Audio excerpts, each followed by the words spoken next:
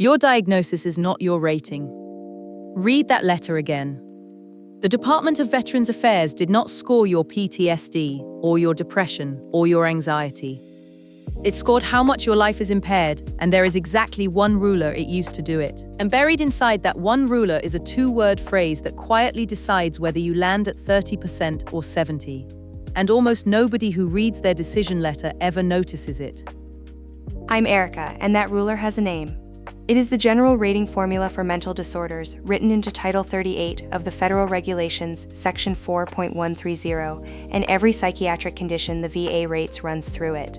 The diagnostic codes from 9201 through 9440 all feed the same machine. So today we are going to decode that machine end to end. By the time we finish, you will be able to open your own decision letter and understand exactly why you landed on your number and what it would take to move. Leo here, and here is the part that blows people's minds. The formula has 6 rungs: 0, 10, 30, 50, 70, and 100%. And every single rung is defined by the same thing, a degree of occupational and social impairment. Think of it like a thermostat for your functioning. The VA is not asking how many bad days you log. It is asking how high does the impairment in your work life and your social life actually climb. That setting is your rating. And the source backs Leo up word for word. The regulation says ratings under diagnostic codes 9201 to 9440 will be evaluated using the general rating formula. One formula, every diagnosis. The symptoms listed at each rung are only examples. Which means the diagnosis is the key that gets you in the door. It does not set the rating. Once you are inside, your level is decided purely by how impaired your functioning is, and we are going to draw that whole ladder out so you can see where you stand. Let me put the whole thing on the board, because once you see it as a ladder, it stops being a wall of legal text. 6 rungs, climbing from no real impairment at the bottom to total impairment at the top.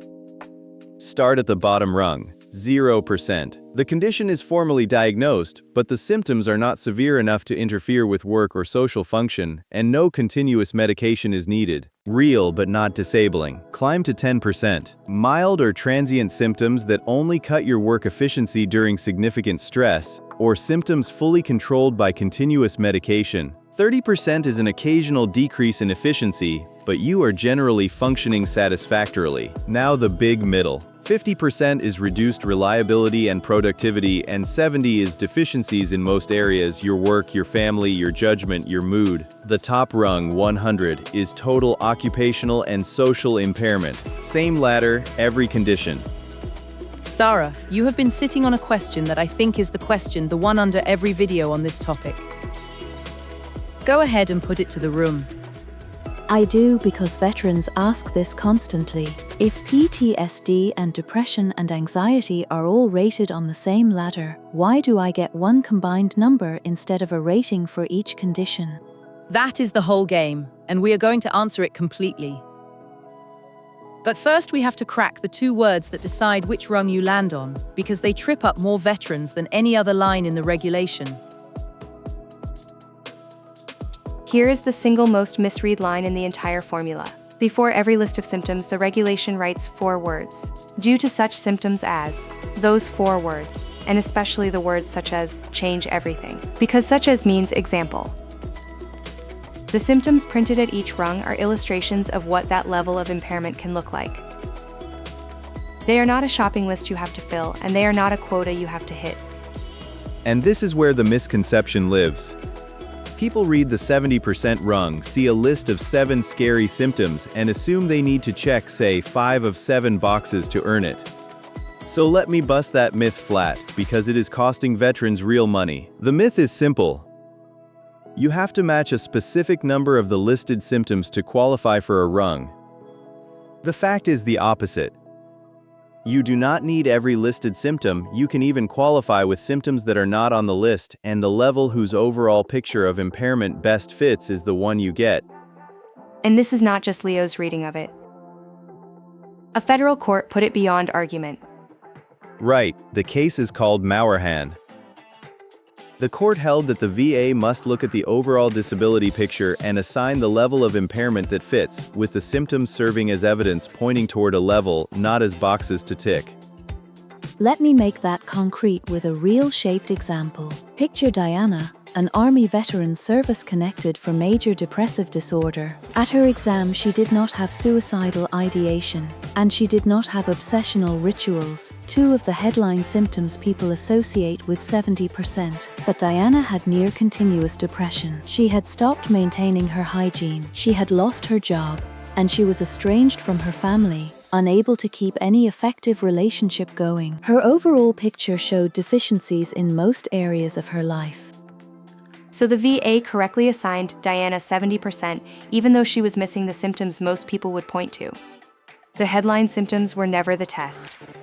Her degree of impairment was, that is $1,808.45 a month in 2026, for a picture that a checklist would have underrated. And the trap runs the other way too. Counting check marks gets you the wrong rung in both directions. Memorize this one idea and you will read every decision letter differently. The overall picture of impairment decides, not the tally. So now that we know how each rung is judged, let us climb the whole ladder together, one rung at a time, and put a plain English face on what each level actually feels like. Quick, honest ask while we are here. If this has been worth your time so far, hit like, then subscribe and ring the bell. I know everyone asks, but this one is free, and it is how a small channel like this actually grows. Let us walk this ladder the way a veteran actually lives it, rung by rung, in plain words. Erica, Leo, I want us to put a human face on each level, because the regulation reads cold and a real life does not. Start us at the bottom. 0% and 10% are the floor. At 0, the condition is diagnosed and real, but it is not interfering with your work or your relationships, and you are not on continuous medication for it. At 10%, the symptoms only bite during significant stress, or a daily medication keeps them in check. And here is a thing veterans miss at the floor. 10% for a controlled condition is still a real compensable rating. If a daily medication is the only reason you are functioning, that is not 0, that is 10. The medication itself is evidence of impairment. Before we climb, Leo, draw the line for me between 30 and 50 because that jump is where a lot of letters land and a lot of confusion starts. What actually separates them? Great question, and the words are subtle. 30% is an occasional decrease in work efficiency, with intermittent periods where you cannot perform tasks, but you are generally functioning satisfactorily. Think weekly or less panic, chronic sleep trouble, mild memory slips, but you are mostly holding it together. 50% crosses a real line. Now it is reduced reliability and productivity. Panic attacks more than once a week, flattened affect, trouble keeping effective work and social relationships. The difference between 30 and 50 is not new symptoms, it is that they are eroding your ability to be counted on. I want to pin the word that does the work at 70, because Leo nailed 50. 70 is deficiencies in most areas. Not one area, most of them. Your work, your school, your family relations, your judgment, your thinking, and your mood. All showing cracks at once. The example symptoms at 70 are heavier, and I will name them plainly because they are the literal regulatory language. Near continuous depression, impaired impulse control, neglect of personal hygiene, and an inability to establish and maintain effective relationships. If you are struggling with any of this, the crisis line is pinned below. And the top rung. Take us to 100, Erica, and let us be precise about what total actually means because it is a high and specific bar. 100% is total occupational and social impairment. The examples are the most severe: gross impairment in thought or communication, persistent delusions or hallucinations, persistent danger to self or others, an intermittent inability to perform the activities of daily living, and disorientation to time or place. Total, across both work and social function. And notice the pattern as we climbed. Every single rung described the same two things: your occupational function and your social function. The symptoms changed, but the question never did: how high is the impairment? That is the thermostat, all the way up. So here is where the three of us land. The ladder is not a symptom contest, it is an impairment scale, and you find your rung by asking honestly how much of your work life and your social life the condition has taken. That synthesis is the heart of the whole formula. Next, we answer Sarah's question, the big one, why all of this collapses into a single number. Now Sarah's question, and the answer is a rule with a strange name, anti-pyramiding, 3 diagnoses, 1 number. It is written into Title 38, Section 4.14, and it is the reason you cannot stack mental health ratings. The rule says it directly. The evaluation of the same disability under various diagnoses is to be avoided. In plain words, the VA cannot pay you twice for the same impairment just because it carries 2 different labels. And the mechanism is the overlap. PTSD, depression, and anxiety share most of their symptoms. The insomnia, the irritability, the social withdrawal, the concentration problems. Rating each condition separately would count that same insomnia 3 times, and the regulation forbids exactly that.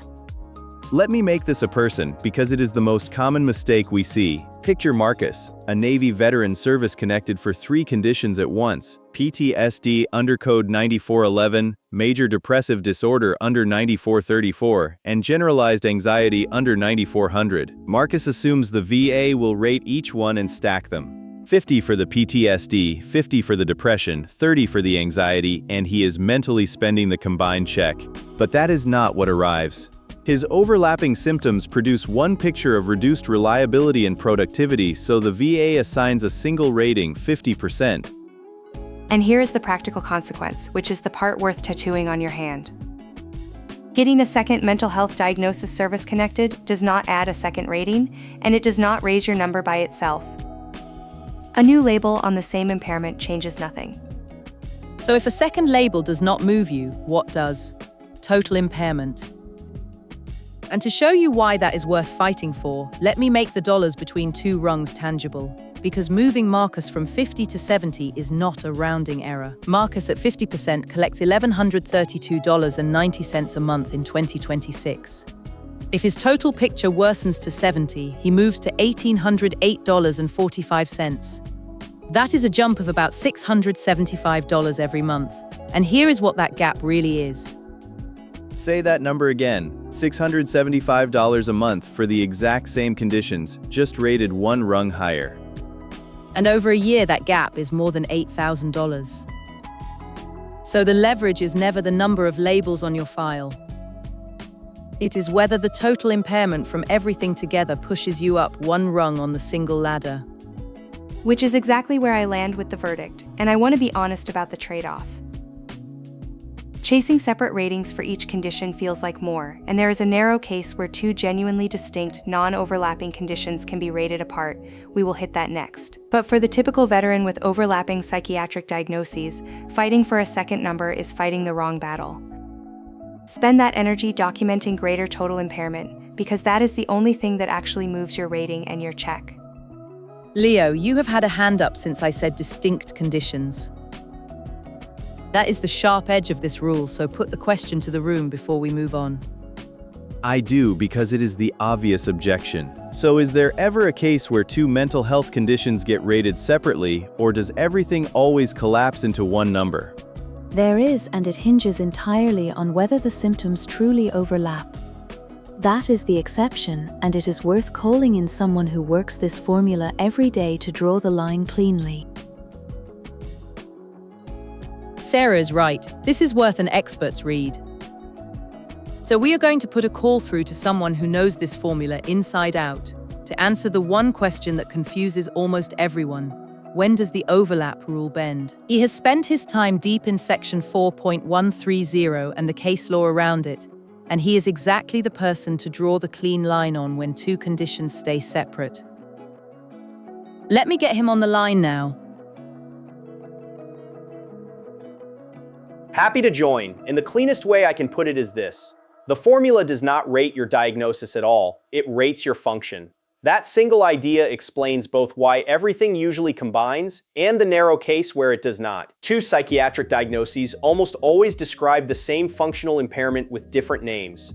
The depression and the anxiety are showing up in the same sleep loss, the same withdrawal, the same concentration trouble, same function impaired, so the rule gives you 1 rating. That is not the VA shorting you.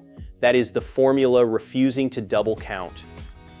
So where does it actually split? Give us the case where two conditions genuinely earn separate numbers. When the manifestations truly do not overlap, even if they come from the same event. Take a veteran with a blast traumatic brain injury. The cognitive disorder from that injury is rated under the mental health formula, but the physical residuals of the same injury, the chronic headaches, the balance disorder, those are rated separately under their own codes and combined under Section 4.25. So call him James, a veteran with a service-connected neurocognitive disorder and physical residuals from one blast injury. The headaches are not a symptom of his cognitive impairment, and the cognitive impairment is not a symptom of his headaches. They are genuinely different problems. Exactly, because they do not overlap, separate evaluations are proper, and that is not pyramiding. Now contrast James with two psychiatric labels where the symptoms bleed into each other almost completely. That is why two mental health diagnoses nearly always merge into one rating, and a TBI's cognitive and physical pieces do not. So the test is never how many diagnoses you carry. It is whether the symptoms overlap. Thank you for drawing that line so cleanly. It is the part of the rule veterans get most wrong. Glad to help. Hold on to the one idea, and the rest follows. The formula rates function, not the label on the file. Function, not the label. Hold that, because it is also the key to the last thing we are going to do, opening your actual decision letter and reading exactly why you landed on your number. Here is the payoff we promised at the very top. Pull out your own decision letter, because everything we have built today lets you read it like an expert. Sarah, walk them through what is actually on that page. Gladly. There are really only 3 things on that page that decide your mental health rating, and once you can name them, the letter stops being a mystery. The first is the diagnostic code, something like 9411 for PTSD. The second is the percentage. And the third, the one almost nobody reads carefully, is a sentence that quotes or paraphrases the lead phrase of your level. And that lead phrase is the whole ballgame. If your letter says occupational and social impairment with reduced reliability and productivity, that is the 50% rung, word for word. The VA is telling you the exact degree of impairment they found. Let me decompose a real letter so you see the 3 pieces and how they fit, because once you can take the letter apart, you know exactly what to do with it. Picture the page. The diagnostic code identifies the condition, the lead phrase sets the level, and the percentage is the result that flows from that level. 3 parts, and the middle one, the lead phrase, is the part you can actually argue.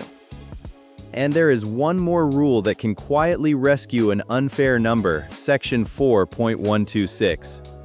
It says the VA must rate you on the whole record over time, the frequency, the severity, and the duration of your symptoms, not just how you happen to present on exam day. And that one matters more than people think, because a single exam can catch you on a good day. Give us the case, Leo. Picture Robert, who slept well the night before his exam and presented calmly. The examiner wrote mild, suggesting 30%. But Robert's year of treatment records showed frequent severe episodes and panic attacks several times a week between the good days. Under that rule, the VA must look at the whole year, not the one calm hour. That record supports 50%, not 30%, a swing of nearly $600 a month. A good day exam can underrate you, which is exactly why your ongoing treatment records matter so much. So if you disagree with your rating, here is the move. Do not argue about a missing symptom. Argue that your overall occupational and social impairment fits a higher level and support it with the example symptoms you genuinely do have, plus the treatment records that show your whole picture over time. If you remember only one thing from today, remember this. The VA never rated your label, it rated your function. Find your lead phrase, match it to the rung, and you will know exactly why you got your number and exactly what it takes to move it. Let us lock in the one idea that ties the whole ladder together. The VA does not rate your diagnosis, it rates your impairment, and every psychiatric condition you carry runs through the same Six-Rung formula to produce a single combined number. So here's what you can do tonight. Pull your decision letter, find the lead phrase, and match it to its rung. The moment you can name your level, you stop guessing and you know precisely what evidence would move you up. And there is a thread we left dangling. We said a good day exam can underrate you, and the fix lives in the next episode, the C&P exam, where we break down exactly how to make sure that 1 hour reflects your real whole picture. If decoding that letter just made the system a little less scary, hit like and subscribe so we can keep building this VA benefits library one rung at a time, and the next decode lands in your feed. And here's the one we could not settle for you today because only you can. What rung does your decision letter put you on, and does it match how your week actually feels? Tell us in the comments. Every point we hit today is one someone needed this week. 60 days goes faster than you think. Start the clock right. 9. Nora, you had the pacing I usually strive for. I am taking notes for my next one. This is Professor Erica. Thanks for watching and signing off.